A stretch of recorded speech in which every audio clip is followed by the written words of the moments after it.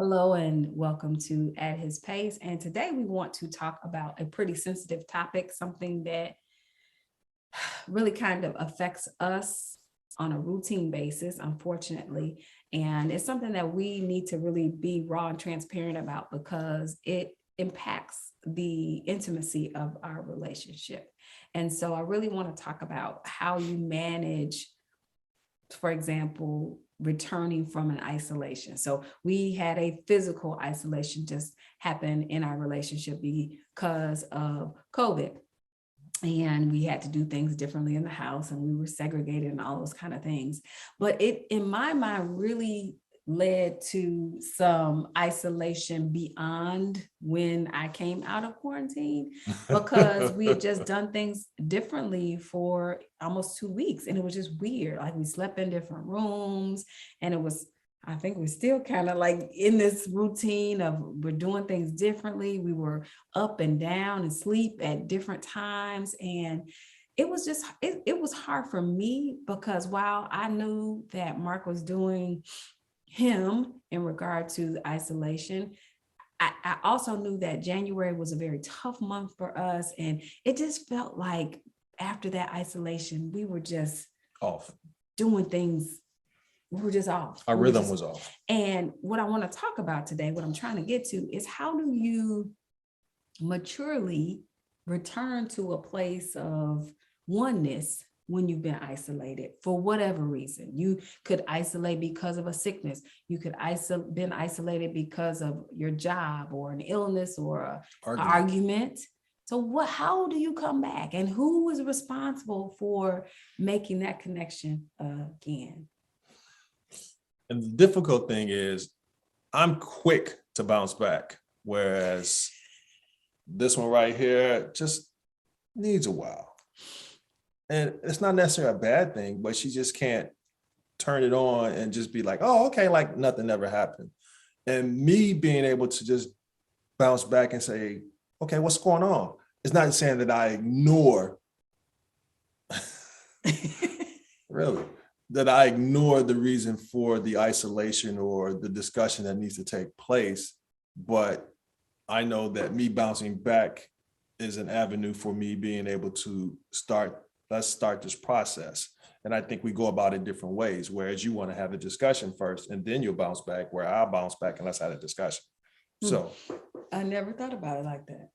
I never thought about that like that. So your re-entry plan is let me make a joke or let me pretend like nothing is wrong and then we can have a conversation. And mine is, no, there's something wrong. I need you to identify something that's wrong. And now let's talk about it so we can move on. Yeah. I never looked at it like that. That's interesting. That's interesting. So I'm not saying that either of those plans is great.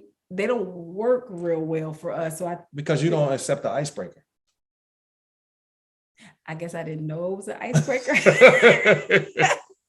And I'm not so quick to laugh and be jovial because I'm still mad. And I need you to identify that I'm still mad. Which, and from my perspective, I need to understand that. So it's a matter of really knowing your spouse and knowing to what degree or what length you need to go. You may not be able to jump all the way in and just be, homie the clown, but you may have to, be the announcer, like now on center stage and get that kind of ice breaking going, versus just going straight to the main event.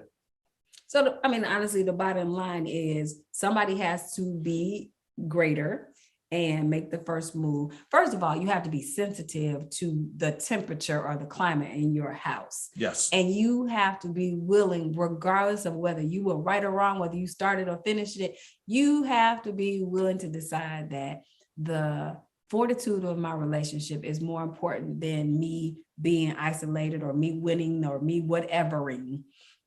And you have to make a decision that I am going to either re-enter this relationship or at least start the conversation. And so I think what I hear you saying in regard to us as we counsel ourselves is that we have to identify and acknowledge, first of all, that there was a separation and that we're going to try to re-enter a little bit differently, but be patient and welcoming to whatever advance that person makes to reconnect us. Yes. Okay. And I think if nothing else, you have to identify the degree of the isolation. I think just some things, arguing about, put the top of the toothpaste on. I don't think that should be a long, lengthy. Well, why can't you just put the top on? I'm trying to express something and you taking me on a tangent. I just want to know. I always put, because I got just one of them snapbacks. But what I'm saying, really? Come on. So you're going to go there? No, come right on. now, you're going to go there. Come on. What I'm saying is you have to understand the degree of the isolation. If it's something really major, then like the toothpaste, that might be major to somebody. Okay, if that's major, then the reentry or the coming back together can't just be like kumbaya, we all good, but it has to be a different attack to it versus something that's, I'll just say minor, and it might not be minor, but I'm just saying something less trivial can be, maybe not this long 14-page agenda to get back to where we were. Yeah. And the bottom line is this: there is too much going on in life right now. People are losing their spouses day after day. And something that my mentor spoke recently on a conversation we were having is you have to think about is whatever that person is doing right now. Are you interested in never having that happen again or accepting what's happening? So that's clear to me, and that's evident that if Mark leaves the top off the toothpaste, we don't even use the same toothpaste. Okay, just go with me. Oh, now I got to go with you.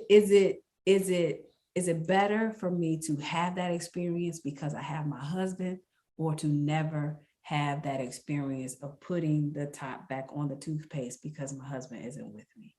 I'm gonna choose putting the toothpaste cap back on because I want him in my life.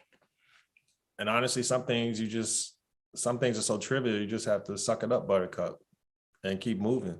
I mean, for the sake of the relationship, I think we all sacrifice things, and some things are not even worth really getting bent out of shape over to allow yourself to be distracted from what your goal is as a family, because I think it's the little things that can definitely spoil the vine, but I think you have to be cognizant, like Rhonda said, is this worth it or is not? That's all I got. That's all I got. Be well and be blessed.